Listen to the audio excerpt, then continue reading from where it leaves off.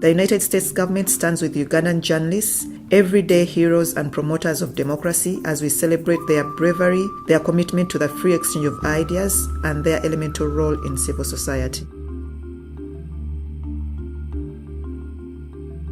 Press freedom means the absence of interference and the respect by the governments of the right to freedom of expression. Nurturing a free and independent media in Uganda is one of the US government's top priorities as part of our larger goal to strengthen democratic values and institutions. The Press Freedom Campaign calls for accountability, for governments to enforce laws protecting freedom of expression and journalists, and for an improved environment for independent media. The campaign underscores the US government's stance that freedom of expression and an active civil society are keys to a peaceful, prosperous, healthy, and democratic society.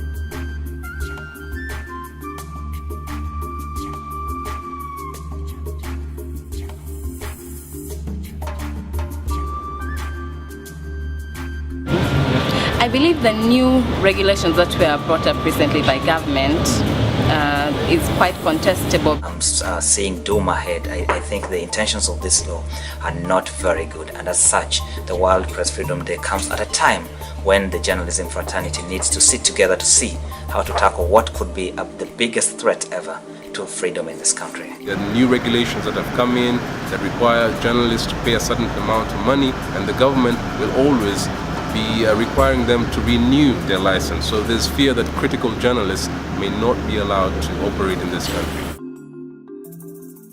The press must also ensure that it carries out its duties professionally and with utmost responsibility. Reporting must be as accurate as possible, and media outlets should have the professionalism to correct the record in instances when reporting falls short.